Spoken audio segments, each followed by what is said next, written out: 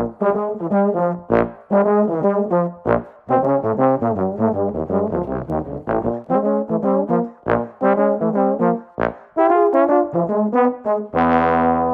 guys! Hey everybody! Hello. Welcome to 8vbebop, where we're talking about all things jazz, bass trombone, jazz-bass trombone, co-hosted by myself and Chris Glassman. This week's special guest is James Borowski. James Borowski is one of the newest and most exciting bass trombonists on the New York music scene. One of only a handful of bass trombonists worldwide who improvise jazz, James's innovative ability is redefining the instrument and its role. His sound, technique, and energy has served to open the public's eyes to bass trombone as not only an ensemble stalwart, but as a solo instrument as well. A big band specialist, James has taken the stage with premier acts including Michael Feinstein, Frank Sinatra Jr., and Johnny Mathis. James has also played with the orchestras of Tommy Dorsey, Jimmy Dorsey, Nelson Riddle, and Gene Krupa, and toured for several years with the world-famous Glenn Miller Orchestra. Borowski's experience is not solely limited to big band work. As a student of classical bass trombone, he spent 8 years as the principal bass trombonist in the Princeton Brass Band. James's talents have also brought him into pit orchestras on Broadway, as well as to the stage with the New Haven Symphony Orchestra. James is also a scholar of the bass trombone, holding a doctorate from the Mason Gross School of the Arts at Rutgers University, and has studied music education at Youngstown State University as well. As a clinician, Dr. Borowski's presentations benefit from his wealth of experience as a performer combined with his knowledge of education and musical development.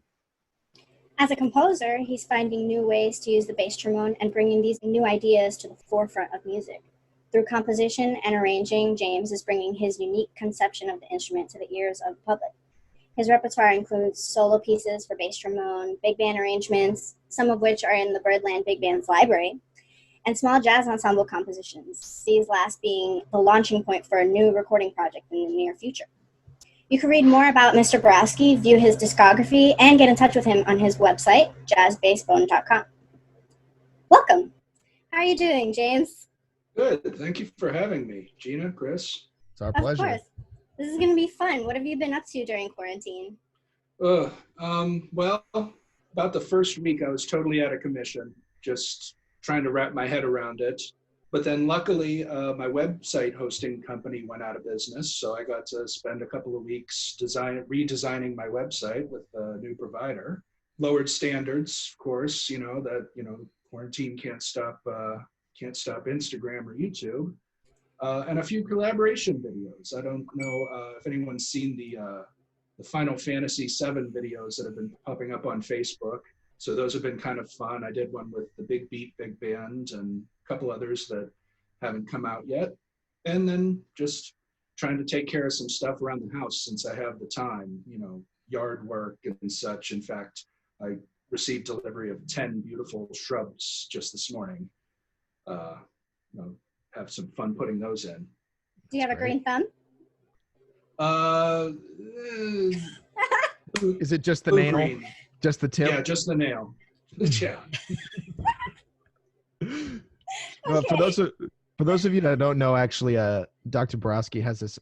He said it earlier, but he does this thing on Instagram every week. He releases videos called Lowered Standards, where he plays a new jazz standard on bass trombone. He plays a ripping solo every time. So definitely go check out Dr. Bassbone on Instagram. It's great set of videos. Yeah, and it's Dr._bass_bone, just like it's shown on the screen. And also make sure that you subscribe to him on YouTube because he also puts the full videos and longer videos on YouTube, correct? Yeah, that's right. I tried the IGTV thing, and I think it only went to my subscribers. So I figured let's put the preview on Instagram and the whole thing on YouTube. Great. Dope. What got you inspired to start the Lowered Standards? A few things. For one thing, I really, have always wanted to record an album, and just a little underfunded for that right now. And the one day I was also thinking about how nice it would be to do a standards album. That's, what I always imagined myself doing when I was in high school, early college. And then as time went forward, I thought that's not a great way to start because I also want to get my compositions out there and do a little more of the, it seems like today's semi-serious or serious jazz musicians tend to do their own music, trying to bring something fresh. I also was thinking back to the days, and I know that a lot of us Gen Xers and boomers are always saying, you guys don't realize how much stuff we didn't have back then, but we really didn't. I didn't have a bass trombone solo to listen to until I was in college. And I just, always thought, yeah, I can listen to J.J. Johnson or Frank Rosalino or somebody play a standard. It would be nice if there was some frame of reference on the bass trombone. So I thought, well, let me throw that out there, and maybe that'll help someone or inspire them, or at the very least show them what not to do. That's hilarious. And we were talking about, just for everybody listening before this, the first, because it is so hard to find bass trombone improvising, even now. So you'll look it up, but you have to know what records to look for, and you need to already kind of know the name of the person that you're looking for. But your stuff is really accessible, because the first time when I was trying to figure out what jazz bass trombone meant to me, I was in a lesson with Professor Dees, and we just looked it up, and we were looking up stuff, and your stuff came up, and he's like, hey, check out this cat. It's James Borowski, and we were listening to your stuff. It's really accessible and really easy to find, which is, it's awesome. Yeah. I put some stuff out. I started my website 10 years ago and started, trying to get some stuff on YouTube shortly after that. And then recently I've learned about things like hashtags and stuff like that. And that can also help tags on YouTube. I wanted it to be easy enough to find. When you're approaching improvising over standards, because you also compose your own music, how do you approach improvising over standards versus the way you play your tunes? I don't know if it's a totally different approach. Sometimes I let the type of groove or the amount of groove something has determine that a little bit. The amount or dearth of chord changes. I try to play the tune, just kind of let the tune tell me kind of what it needs. Mm-hmm.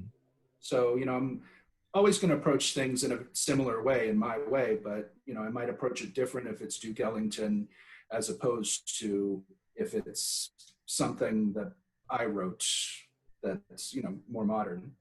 Can you talk a little bit about how you got started improvising? So you said partially that it was just a lack of, you couldn't really find other things, and so you wanted to have your crack at it. Yeah, well, when I started improvising, it was actually the very first solo I took. I was in 7th grade. I was in something they called the stage band, which confused me because all kinds of bands play on stages, but it was the jazz band. And I wasn't really that into trombone at the time, but it was a way to get out of homeroom. About halfway through the year, we got a new teacher. Somebody had gotten sick, and they reshuffled all the teachers. And I was out sick for about 4 days, and I came back, and they start doing this band warm-up. And turns out it was B-flat blues. But, we play what's on the page, and then somebody starts playing by themselves, and then somebody else, and I'm thinking, oh, neat, solos, I'll do one of those someday. And then the guy just points at me and says, play a solo. And I'm just like, I just held up the paper. I'm like, I don't have a solo. He's like, no, make one up. Play whatever you want. And that was, I'd been playing since 5th grade, and nobody ever told me I could play what I want. It was always, quit screwing around and practice your lesson, play what's on the page. So it was just this freedom. And, right then I was hooked, and it's like, okay, start teaching me more about this. I was playing second trombone in the stage band at the time, but it was just like, teach me more about this. Let me check this out. And they had a beginning jazz camp during the summers down at the high school. So I started looking into that, and I eventually started studying with that teacher. I didn't realize he was a trombone player. He's actually a bass trombone player. And he's the guy who got me started on bass trombone. It might have been the same day. It was definitely the same week, but it was definitely the same week, but it might have even been the same day. Mr. Insco. We started playing after the band warm up and the solo, started playing one of our charts. And I played my normal way, which was typical, male middle school, just playing as loud as I possibly could. And he just cuts off the band. He looks at me, goes, "If you're going to play that loud, I'm going to move you down to fourth."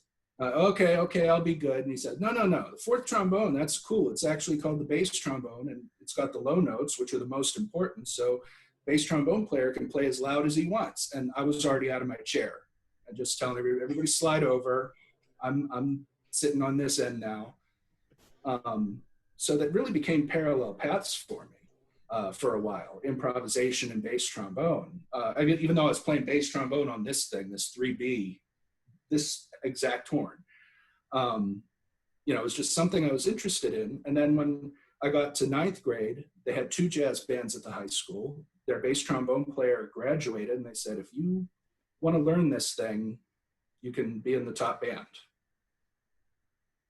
And then for a while, it was just like, I play bass trombone in jazz band, and I'm learning to improvise. And I figured bass trombone was just an in, and that when people graduated, I'd switch to lead. And then they tried to force me to switch to lead my junior year. And actually, they did force me to switch to lead, and I hated it. I was like, no, I'm a bass trombone player. This is what I'm going to do for a living. I would take solos, but I would take them, up in the tenor register until I got through about my first year of college, and I went to the trombone festival at University of Illinois, Urbana-Champaign, and saw a guy named Bill Reichenbach. And he blew some solos on bass trombone, and he blew my mind. And I was like, I could put these 2 things together. So it really didn't cross paths until I'd been doing both for 4 or 5 years. That's amazing. I like that. The thing that I love is that a lot of people don't start playing bass trombone until end of high school, or for me, I started bass trombone sophomore, junior year of college, my undergraduate. So it's so cool to hear that you had already had your eyes on it that early. It's amazing. Yeah, it was sort of by accident, but then we had a really good band program in our school district, and we had a lot of good trombone players. So it was like, hey, if we could turn this guy into a bass trombone player, even temporarily, it'd be good for us. And it turned out to be pretty good for me too. Can you talk a little bit about who your big influences are on the bass trombone? Well, first it was Dave Taylor, not huge surprise. First year of jazz band, our band director stuck a chart in my book and said, we're playing this second semester, and it was called Incredible Journey by Bob Mintzer. And that's got little solo breaks for the bass trombone, not improvised, but somebody just transcribed what Taylor played. And, then they said, here, learn to do that, after 6 months. I think we ended up having to change a couple of those licks, but, it's like, here, listen to this, this guy's got the best bass trombone player in the world. So then I was just trying to track down anything he played on. A little later, when I found out that, there was other big band stuff out there, like, Frank Sinatra with the Nelsonville charts really swinging, then I started getting into George Roberts, but that was later on. And then obviously Bill Reichenbach, huge influence, just being able to see what he could do. And, some other influences, obviously John Rojak, because I went to study with him. I really liked his, more art, well, not that anyone else is less artistic, but, just a refined approach to bass trombone, and, kind of, fanboy for people like Paul Pollard. And heard him play Barnacle Bill, and it was just like, oh, okay, that's the new where the bar is now. Okay. Taking a step back a little bit, you were talking about how when you first started improvising, you were kind of utilizing the upper part of the horn. Can you talk to us about what you did to start maneuvering the language down? It took time. It took a lot of time. It took a lot of fundamentals, just studying technique. I was already sort of toying with it a little bit by the end of high school, because to audition for All-State Jazz Band, you had to play along with a J.J. Johnson transcription from that transcription book that's been around forever. And so my teacher said, you should play those down an octave. That's like, if you can nail that, then you're probably in. And he was right. So I was moving around down there a little bit, and it just came to be like, if I was practicing, if I played something in the upper register, oh, let me try that down the octave. Later on, my study of, my master's and my doctorate, I don't have any jazz degrees. I have an education degree and 2 bass trombone performance degrees. So when I was studying bass trombone, I was studying technique. And, people say, how do you get around so fast in the low register? Well, that's just Rochu down an octave or down an octave and a half. Or it's Caprache or, Arbin down an octave. Yeah. And then, I started learning tunes when I would learn new tunes, learning them down the octave. I mean, there's a certain amount of experimentation too, taking things from transcriptions and seeing what works and what doesn't, what works better than others. You're a very language oriented player. So you play a lot of, bebop and language rooted in the tradition of jazz. So can you talk a little bit about your experience learning the language and whether you think bass trombone made it harder, easier, or how you overcame problems that you hit? It's funny, if you had told me freshman year of college that, I was rooted in bebop, I would have said, no way, man. I don't know what it was. I think it was just because it was hard. I don't know. I mean, I listened to a lot of jazz, in my spare time. I always did listen to more jazz than anything else. So that's kind of just where my head is. And a lot of it has been just transcription, even just, I hate to admit it, but taking out the bass clef version of the Omni book and playing some of that stuff down an octave, which is a partial answer for the previous question too, how I brought that stuff down an octave. I don't know if any instrument bebop is easy to play on. I don't know if the bass trombone made it harder to learn, maybe a little harder to pull off, convincingly. More air, and a combination of relaxation and tension and occasionally shorter phrases. But I don't think it made it much more difficult or easier to learn. I've heard some people sometimes say, oh, what's your secret? It's like, well, there's no secret. I've been doing this for a while. I'm, getting old. Do you think that the fact that you studied classically helped with that more than if you would have studied jazz? Absolutely, because I don't know where I would have studied jazz with a bass trombonist. That would be something that I would have had to really finagle. I mean, I did look to see if Bill Reichenbach was teaching anywhere. And at least back in 2003, he wasn't. In New York, I mean, I didn't know who a lot of the improvisers were, such as how many there were, who would teach me the jazz that I wanted to learn. And when I was looking at grad schools, I was looking at jazz degrees and classical degrees. And I kind of had myself fooled into thinking, well, maybe I need to get serious and, practice my excerpts and take some auditions. Didn't turn out great, but I knew that if I studied classical, I would keep up with jazz on my own. I knew that if I studied jazz, I wouldn't keep up with the classical. And I really need that just because technique. I mean, if you want to be a great jazz bass trombonist, you need to be a great jazz musician and a great bass trombonist. You just got to play the instrument well. Do you think that, because you're Dr. Borowski, correct? Yeah. Can you talk about what's different, what different things you learned in the context of academia versus on the scene? I mean, school versus this, on the scene has always been kind of, sometimes you get more knowledge than you need at school, and then you go and you find out what it really is. But I've always been in educational environments too, where they expect a professional level of playing.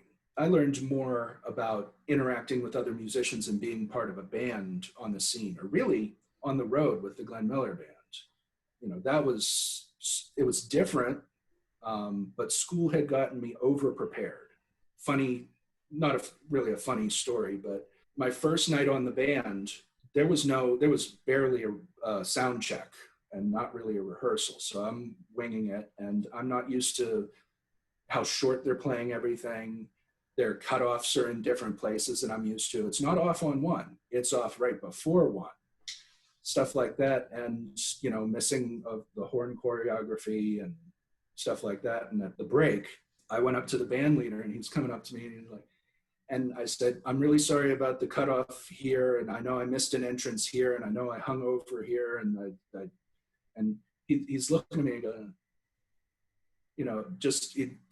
there's crazy persons up here, and he hadn't heard any of it. And I just realized, oh, okay, they got me harder on myself than anyone's going to be. I mean, I think we all get in that situation. It's like especially with a new gig and it's something that you really care about. It's like you just go in and you're like, all right, every note, every release, everything has to be perfect. But yeah, so it's very obvious that you are from your bio, from hearing you play, from your Instagram, YouTube, that you're a very well-rounded bass trombonist, jazz bass trombonist. They could probably dump you in whatever gig ever, and you'd be like, cool, and you just play it. So our question is, what do you think makes a well-rounded bass trombonist? Well, a willingness to be.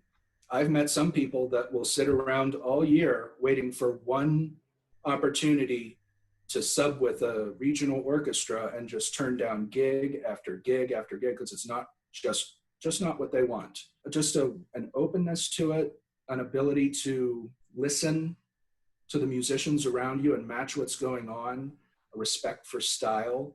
I've heard a lot of times an orchestral bass trombonist sitting in a jazz band, and sometimes it works and sometimes it really doesn't because they don't know the style. An ability to make other people's music sound good. But I think just being open to it and exposing yourself to as much as you can. When I was in grad school, I got into chamber playing more than I had before. And that really helps in so many ways. I mean, with intonation, with listening, with the style itself, with the different roles you play. I think just dipping your toes into as many different pools as you possibly can. I have a question just from playing with you and seeing you live. A classic thing for you is that the smoke comes out of your bell. Like literally, you're smoking. So you'd be playing. Yeah. I thought the first time that it was just Birdland, but I've seen you play at other places and it does that all the time. What is that? No idea. No idea at all. I don't know if it's smoke or if it's steam. Yeah. I mean, it's probably not hot enough to be steam. I don't know if it means I need to clean my horn because that only happens like every other president. I thought we weren't getting political. Sorry. I don't know if it's because I unfortunately used to smoke a little bit when I was younger. I don't know if it's because I spend 2 nights a week standing next to a barbecue grill. I don't know. I have no idea what it is. I don't know how to make it happen. It went away for a little while and then it came back. I only see it under certain lighting, but maybe that's just because of where I am. Yeah, probably because I've always seen it. Unfortunately, it's not anything I can teach because, like I said, I have no idea what's happening. I don't know if I need to see a doctor or a scientist or what. But it's really cool. It just pour. It's like a fog machine inside your bell. You'll be playing and it's just like. Shh. See, now I'm going to be afraid to clean my horn in case that's what it is.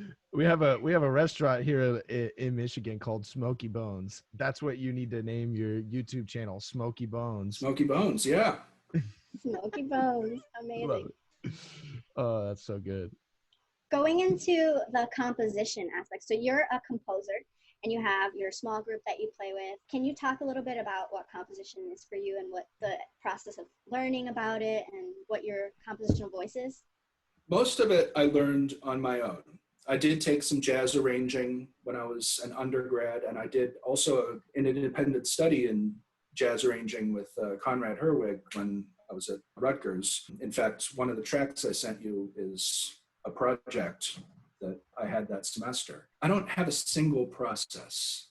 Like if I'm writing for my small group, sometimes I start with chord progression, sometimes I start with a melodic figure. Sometimes that melodic figure becomes the melody, sometimes it becomes the bridge, sometimes it becomes the bass line.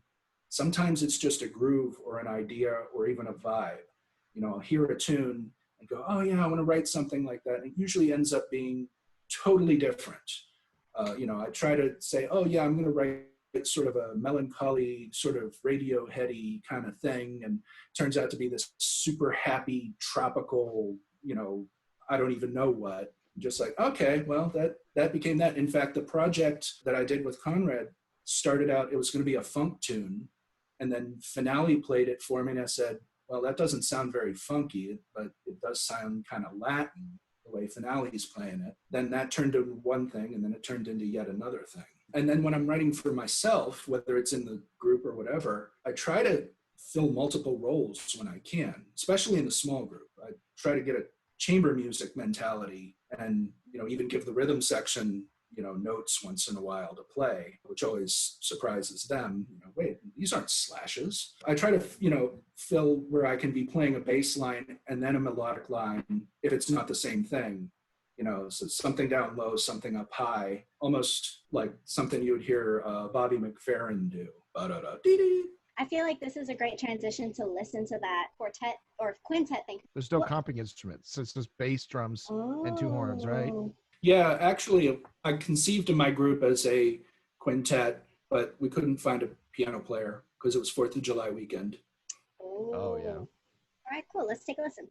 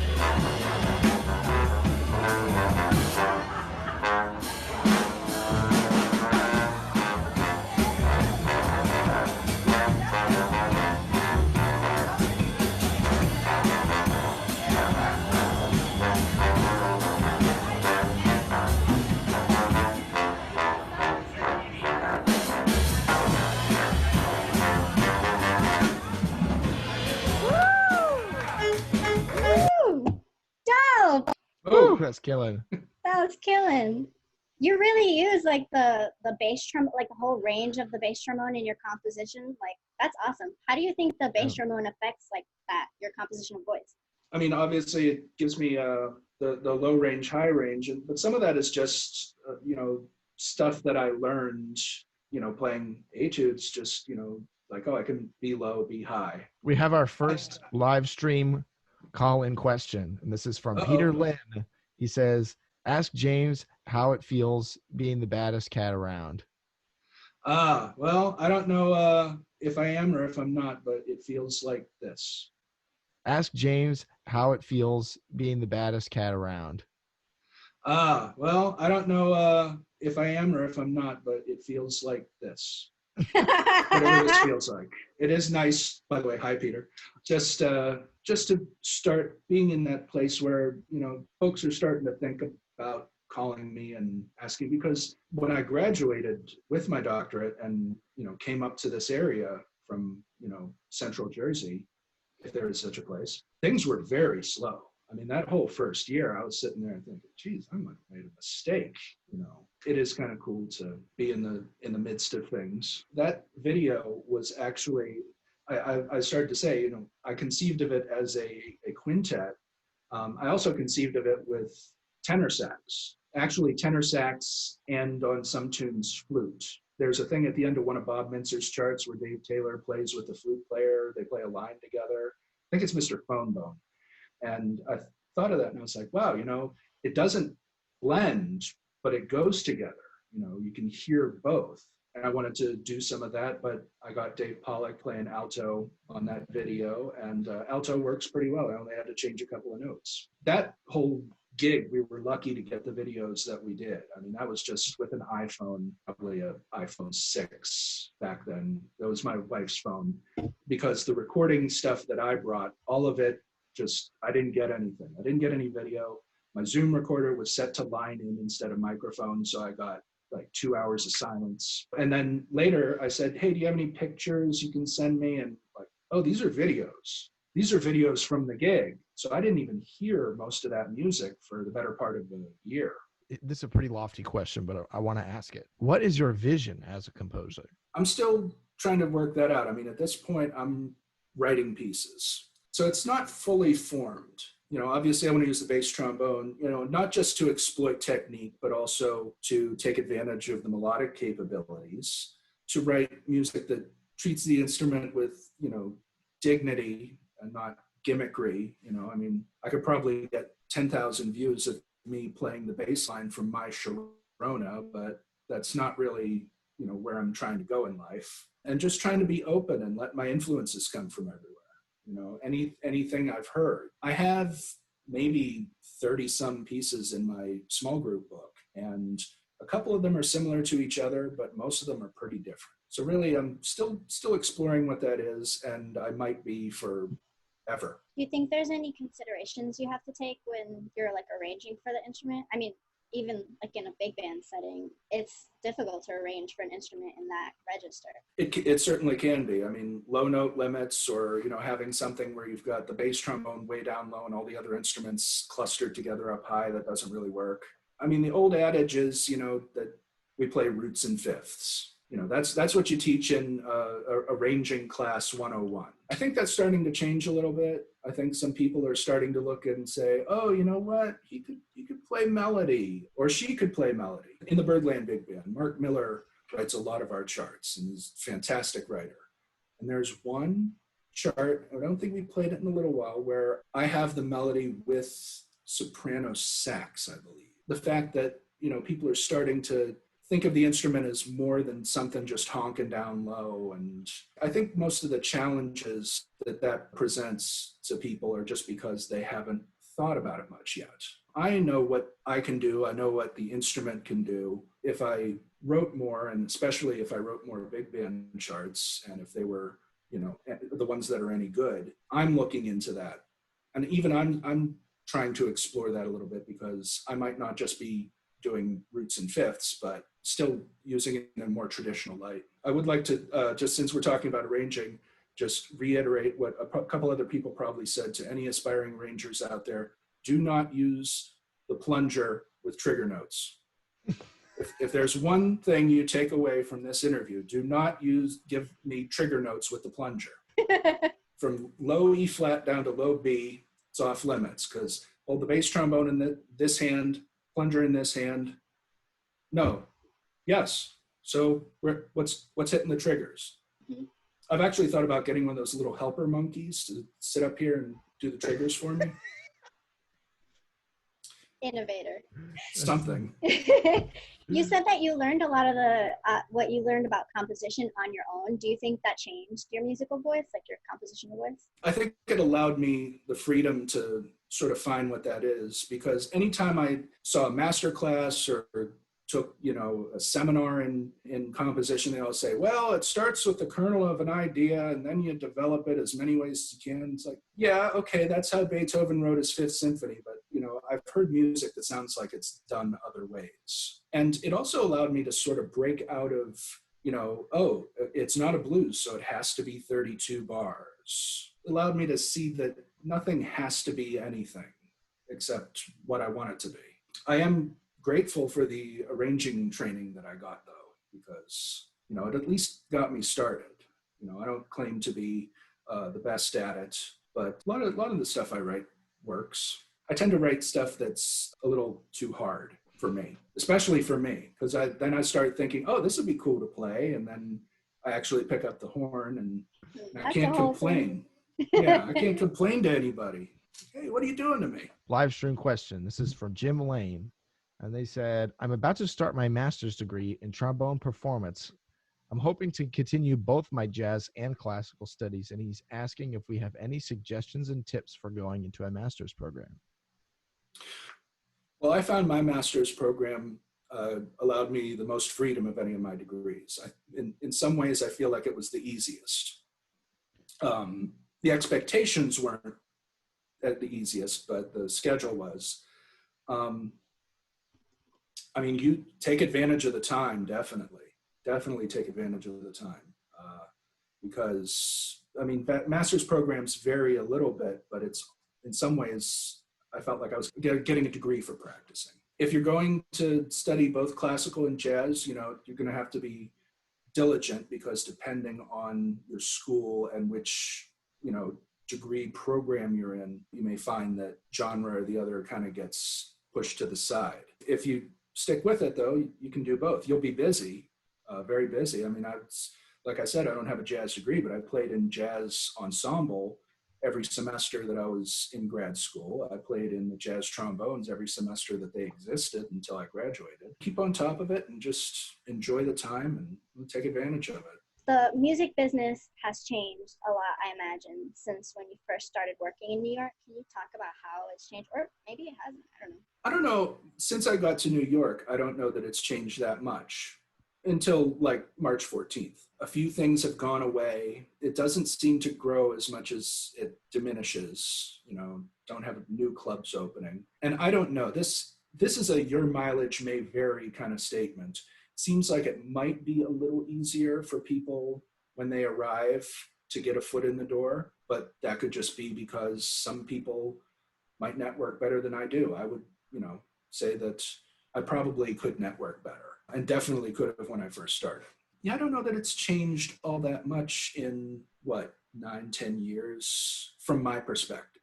If I was thinking from age of 18, that would be tough too, because I started in a different part of the country, and then I went on the road for a couple of years and had my focus on school for a while. I was only getting the gigs that came to me, wasn't pursuing as much. Do you have any advice on networking, like what you would have done differently or what you're trying to do now? I'm trying to just be out there more. Sometimes you stay home because everybody isn't really playing, or because you open up your wallet and a moth flies out. But when I can go and see people play and hang out, which it is really important to stay in contact with people. I'm not going to say it was a chance occurrence or luck that I got in the Birdland Big Band. About a week before I got the call to go on tour with them, and this was summer of 2012, they were going on tour that fall. About a week before that, I got a call to do a gig an hour before it was happening. And I almost said, I don't think I can make it. And I just said, no, you know what? I'm going to bust it out. Maybe they'll start late. And they did. But I ran into Andy Hunter, who we got our masters together and had played together infrequently ever since. And A couple days later, when the bass trombone player at the time, I want to say was Jeff Nelson in the Birdland Band, either didn't want to do the tour or maybe couldn't. Maybe he was in lockdown with the show. And they said, hey, Andy, do you know anybody? I was in the front of his mind. Obviously, he thought I could handle the gig, but if he hadn't seen me recently, he might not have thought of me. So maybe it is a little bit of luck, a lot of practicing and a little bit of luck. You can kind of create that luck if you think to yourself, hey, who haven't I seen in a while? And go out and see them and say, look at me, I still exist. I also think that I can probably be a little more open. I was always trying to put on, especially when I was younger, this front of like, oh yeah, man, I'm doing okay. I'm good. Probably need to just say to people like, no, I'd be happy to take all the gigs if you have them. So really those two things, personally, I have a tough time sometimes asking people for help or whatever. And I would say if a first time musician or somebody's new, don't necessarily be afraid to just go to somebody and say, hey man, can you help me out? Hook me up. Wow, this turned into a confessional. No, I think that's a cool thing to talk about though, because that's not something you learn when you first get here. It's like a scary thing to ask, and it's not like an intuitive thing. No, and I mean, I only remembered the horror stories I'd heard, and not necessarily for trombone players, but other instruments like oh, you have to take like $1,000 worth of lessons before they'll blah blah blah, or don't go to that jam session, they'll kill you, stuff like that. Found most of it to be untrue, but it really can be. I mean, I'm originally from Pittsburgh and went to school in Youngstown, very different scene, great scene, especially in Pittsburgh these days. But it was like, when I was an undergrad, I was like, New York, and when I was getting ready to graduate, I didn't look at grad schools right away, partly because I was hoping to get a road gig, but also partly because people were saying, man, you should go to New York. And it's like, oh, well, maybe when I'm ready. And that was youth. Do you think there's ever a ready to move to New York? I don't think there's ever a ready for anything. When I was younger, I thought about, am I ready to release an album? I should have just done it because I'm not ready now. Artistically, I'll never be ready because I always think I want one more day to practice. I want to write one more good tune. I want to have one more rehearsal. Never be ready. I mean, there's readiness and then there's readiness. Yeah, I need to practice and be ready that way if I'm doing a gig or an audition or a recording. But like mentally ready, just do it when you can. And that's the same for coming to the city. Should have just bit the bullet and done it. I had an old teacher tell me one time that the proof that you're ready is when it was already done. Yeah, that's very good. I like that. The only way I would say if somebody said, oh, I'm not ready, would be if it was like a recording or something and they didn't have the money. Like, I can't afford the studio time. Okay, well, yeah, okay, you're not ready. Go out and do some gigs and put it in the savings account and get ready. Mm-hmm. Preach. We've asked everybody and we've gotten so many good answers, but we're curious how you think the music business may change after the stay-at-home orders are all lifted and sort of real life resumes. This is like the sum of all my fears, but I don't think it's going to be a clear-cut comeback. I think it's going to be very sort of ragged. Some things are going to come back sooner than others. I know social distancing in venues is going to be good. I worry that the venues start deciding, well, if we can only have half the people, let's charge twice the cover. Then it makes it tough to hire bands. I wonder about trying to put a big band on stage. I know Birdland really wants to open. Gianni Valenti went on Instagram and maybe Facebook last weekend and said, we will open sometime and we will have full bar, full kitchen, full bands.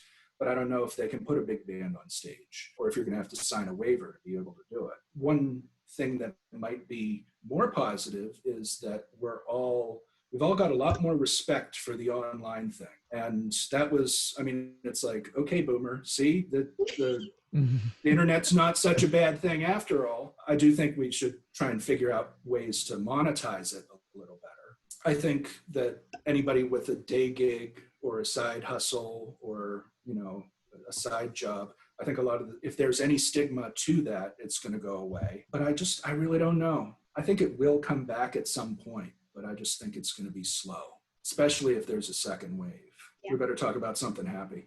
Okay, so I have something happy, something nice and boppy. So we talked about your lowered standards, and I would love to play one of them. And for everybody who's watching, so you can find his lowered standards right here, Dr. Bass Trombone, or Dr._bass_bone on Instagram, and then of course on YouTube. So this is one of the ones over Whisper Not.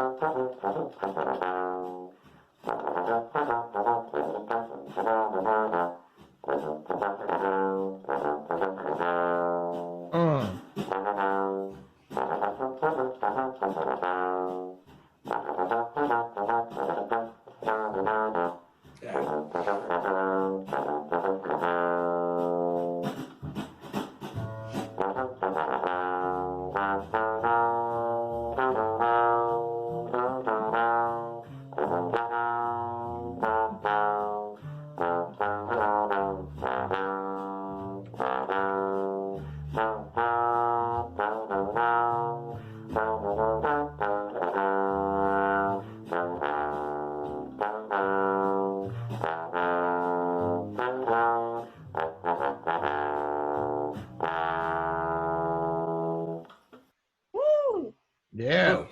Smoking. I forgot I forgot that was one of the ones where I actually did the whole tune. Sometimes I just, after the solo's over, it's like, cut my losses. I don't want to chip a note on the out chorus. That one was actually done.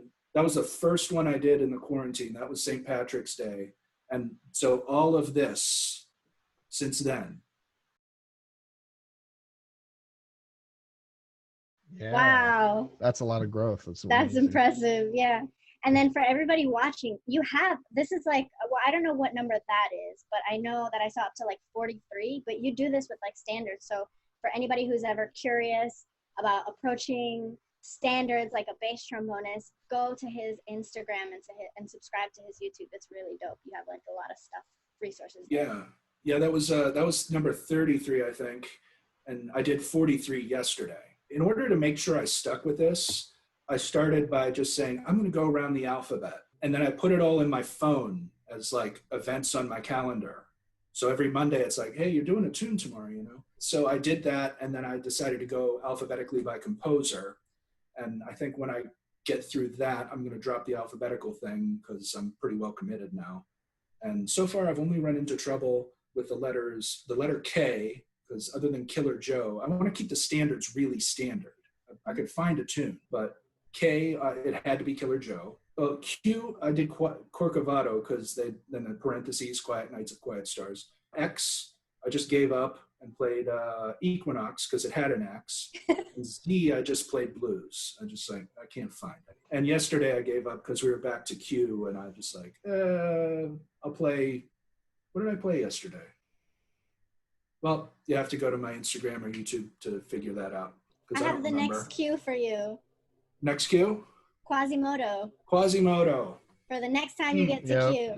I'll have to watch this again when it's up and edited so that I can remember to write it down. Okay. I will forget. So speaking of like standards and tunes, it seems like you know quite a few tunes. So can you talk to us a little bit about how you learn tunes? Well, I do a lot of listening, and if I want to learn a tune, I just listen to it a lot just to get the melody in my head. I try not to learn it off the lead sheet. I want to get to the point where I can sing it in my head, which is more polite than singing it out loud. And then when it comes to the changes, I've always liked guide tone lines, the chromatic resolutions, because the changes really are a chord progression. And just to see, where those little resolutions happen. And in recent years, I've been thinking about bigger chunks. Like if you look at a 32 bar tune, it might have 32 chords or even more.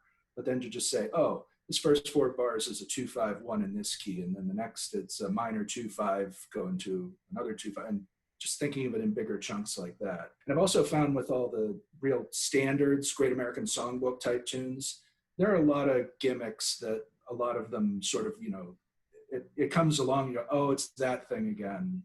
When you get to like the second half of a bridge or something like that. I wanted to expand my repertoire as much as any other jazz musician.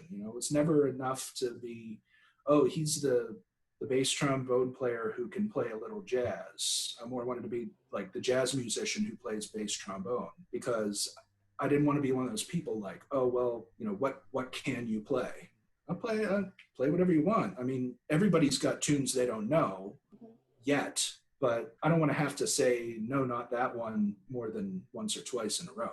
And I would go to jam sessions, more so when I was younger, and just, see what are people playing? Let me get in on that. Yeah. And it forces you to learn the tunes because you don't want to get embarrassed. Mm-hmm. It also forces you to remember some things like, they used to tell you, learn the blues in all keys, learn rhythm changes in all keys. I was at a jam session down in Trenton a year or so ago, and the guy started playing Lester Leaps In. And I went to play, and boy, did I clash, because he was playing in D flat. And I was just like, oh, okay.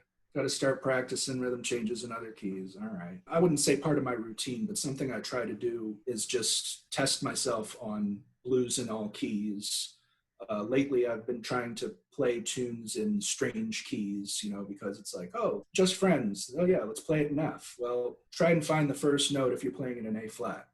Just find the first note of the melody. I drove myself crazy with that a couple of weeks ago, and I think ended my practice session early. It's very good for getting your ear because, I know what chord's coming next if it's in the key of F. If it's in the key of A flat, I have to listen for it.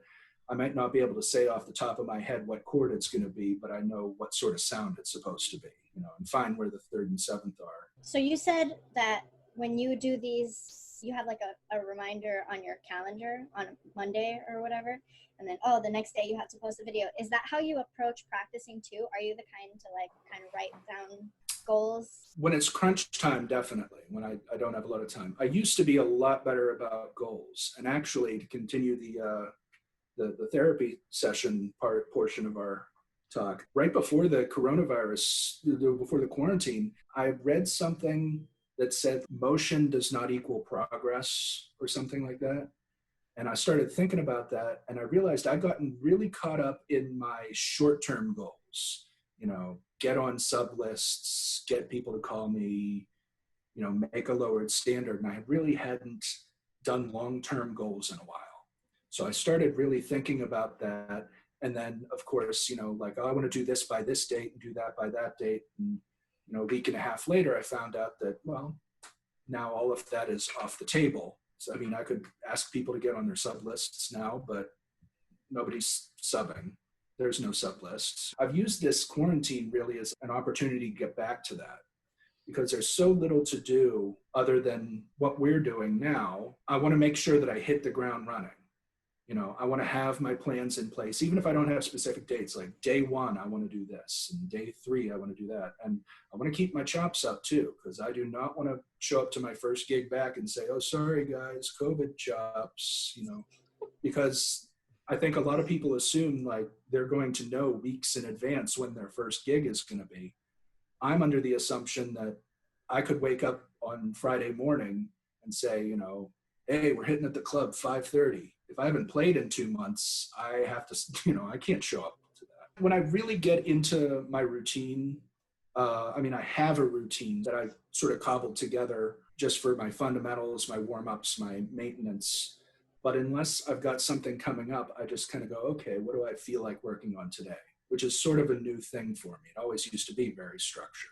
But I think just because things have been so open-ended last couple of years, I've gotten away from that, but I'm getting back to the goal-oriented practice. Can you talk about who the Scarlet Knights jazz trombones are?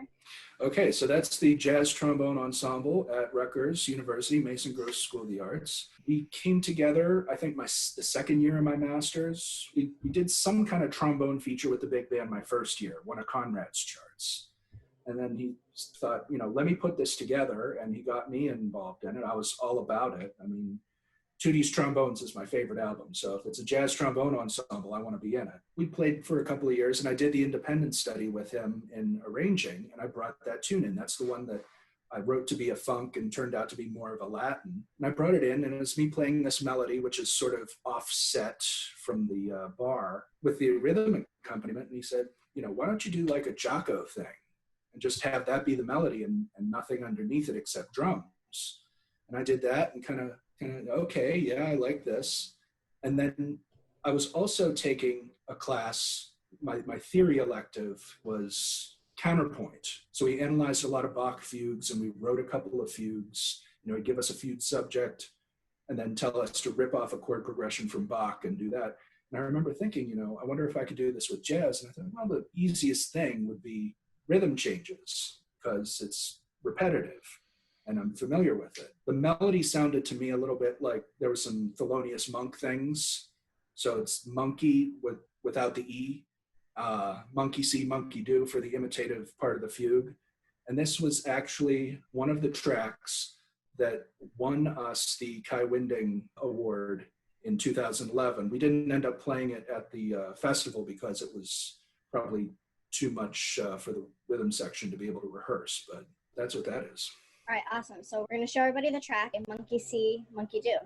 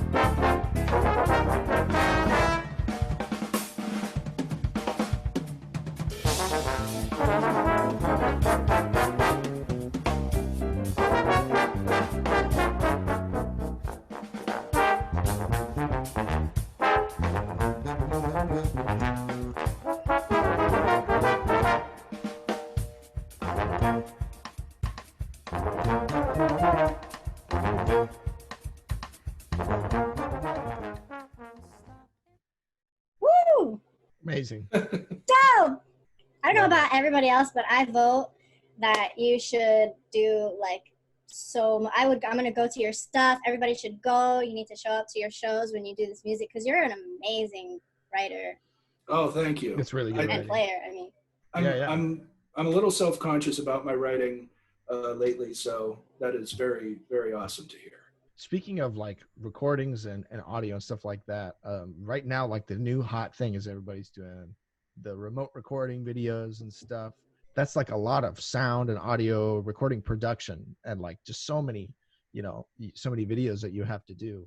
We have like a group that we make videos with, and it's just hard to get, like one chart out in a week. yeah. Can't imagine how difficult it is. So what is that process like? I don't have a real sophisticated setup. I have a Zoom H4n, and I've got an Android phone, and I only within the last month or so learned that you should always try and record in landscape mode. So, and I know that there are folks in the band who are less set up than I am, and others who are much more so.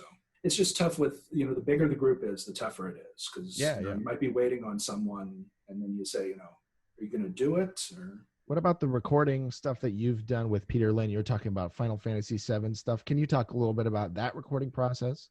Yeah, I don't know anything at all about Final Fantasy VII as a game.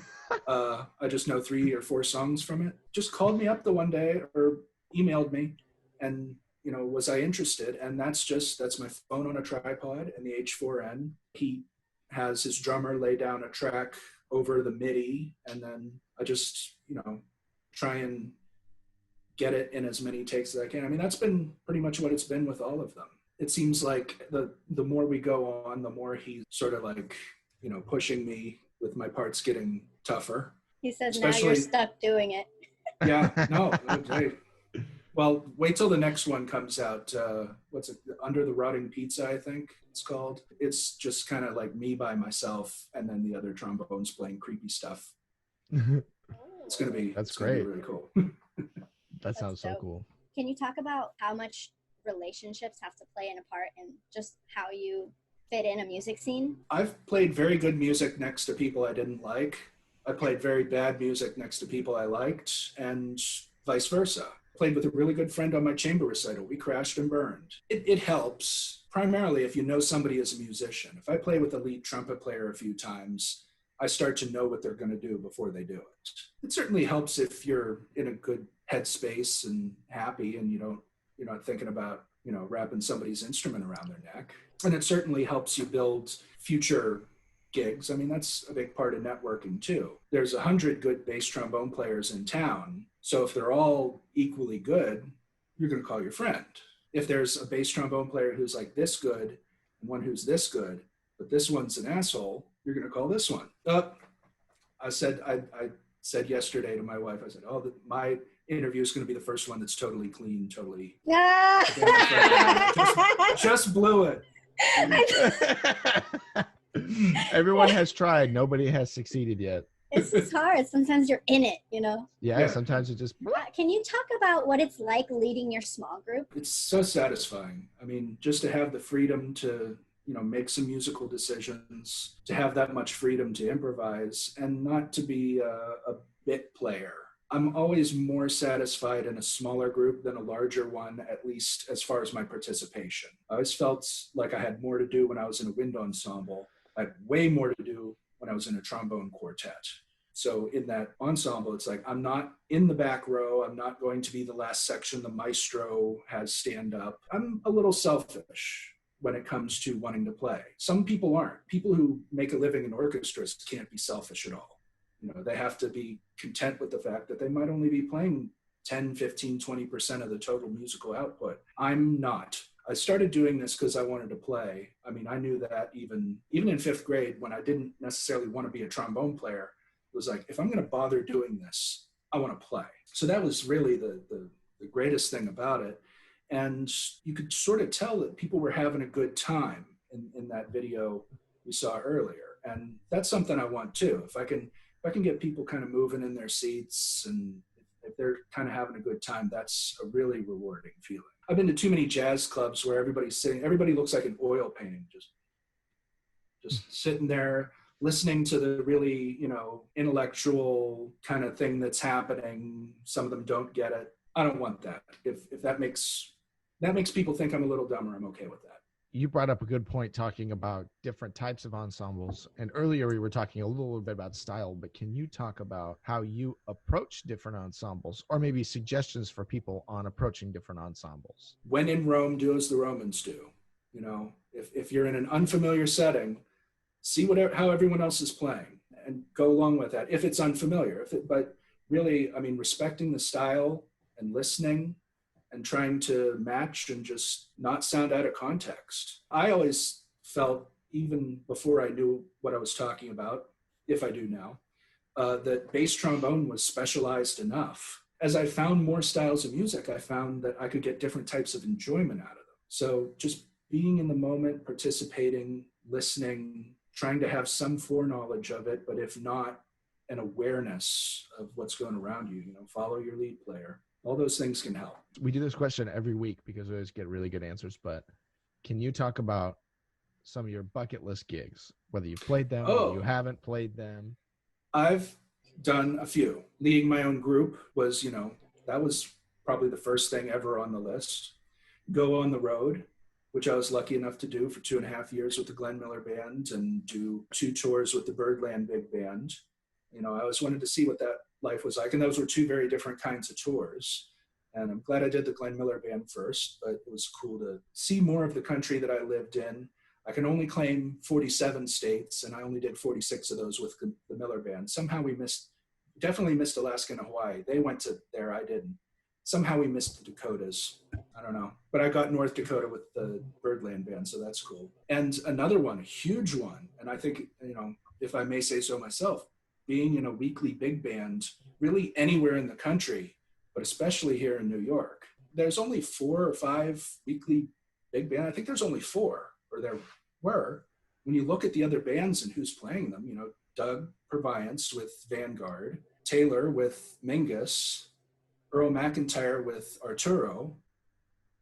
Birdland with you. Me, and if they put those names out there, I would be who's that guy? Although I'm very happy to say that this interview is definitely going to help that. So for that. Bucket list gigs I haven't done yet, having my own group, and we haven't done as much playing with that group as I would like. That is going to change just as soon as we're all allowed out of the house.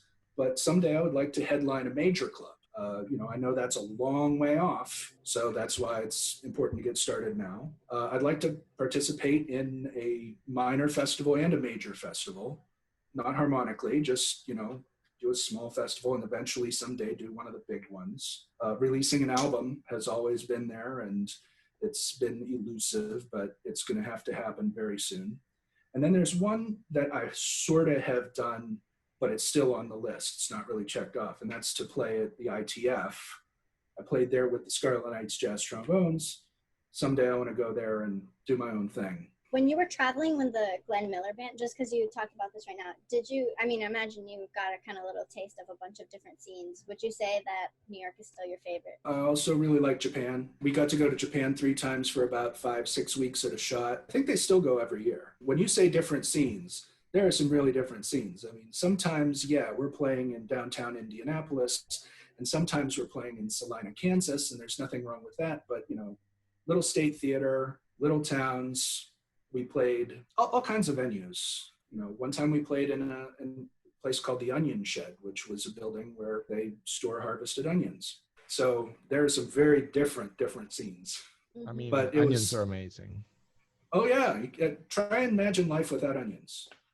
Can't. But it was a really great experience to do that, because I learned how to play in a section, really learned how to listen, really got into that style, which I think it helps just to get deep into any musical style, because you learn the kind of things you have to listen for. And then when you go to learn other styles, it's, you start knowing, what do I listen for? What's the time like? What's the articulation, the weight of the notes and all that? Made some lifelong friends and supported myself for a few years as a working musician, which some people can do, but it's not easy. Can you talk about some of the ups and downs of touring life? Well, the ups, just seeing all these different places, and it's sort of like every one of these is going to be 2 sides of the same coin. Seeing all these places and traveling, seeing all these new places. But the downside of that is you do get tired of having to pack your suitcase every night to get back on the bus. You got a little tired of not being from anywhere. Like, people say, where are you from? Well, I'm from Pittsburgh, but really I'm from that big red, white bus over there. The friends you make are a big upside. The lack of privacy can be a downside. I enjoy time to myself. Sometimes I'm an only child. First 5 years of my life, we grew up, there were no kids around. So I learned how to sort of function on my own. And I like a little time to myself every now and then. But if you have a roommate in the hotel room, and then you spend the whole rest of the day on the bus or at the gig with the guys, I used to take a lot of walks. The music, playing great music, and the fact that there was such a fan base for it, still is, but it's the same music. It's the Glenn Miller Orchestra. You got to play the greatest hits. You're not going to not play In the Mood. You're not going to not play Moonlight Serenade. You're not going to not play Pennsylvania 5000. The order might change once in a while, but that can get, and I actually had some problems when I first got off the road, because I was kind of stuck in that style. And I played an audition where I was kind of bopping some of the notes in my orchestral excerpts. And that college didn't offer me a lot of money for some reason.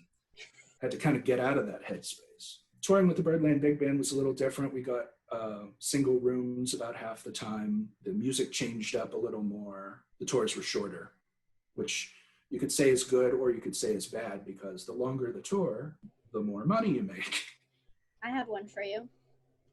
One that you're never going to expect. Dependent versus independent valves. I've been thinking about that for like the last half hour. I was like, when are they going to ask this? Independent. There we go. I'm giving the first flame war of the afternoon in the comments section, probably. That's right. I got started on independent when Mr. Insko, my teacher in high school, helped my parents pick this bass trombone out for me. I started on the high school's 6B. I hated that horn because it had the strings on the valves and they would always come apart. And I'd spend entire rehearsals with the valve section in my lap trying to tie it. And then they got me this tank, this Edwards. I shouldn't have said that. They didn't give me any money to say that. This is the same horn. I've had this horn since 93 or 94. But he picked out independent Thayer valves, and that's what I learned on. I've heard a lot of people say that dependent horns blow better, but I've been actually looking at this thing over my shoulder on the laptop screen, and I haven't seen it blow at all. I blow. Well, through the horn. I've played dependent horns and thought, oh yeah, that's fine. And I know some people played independent for a lot of years and then switched to dependent and said, I think it's better. I've also had people say, oh yeah, I picked up an independent horn at the ITF and played it for 20 minutes and I didn't like it. Well, I don't like anything after 20 minutes. You know, That's right. You have to play it for a little while. Mm-hmm. I don't really feel like anything is lacking because this is an independent valve horn.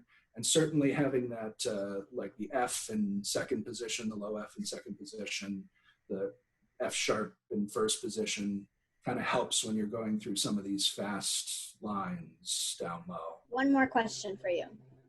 If a student wants to study with you virtually, how do they get in contact with you?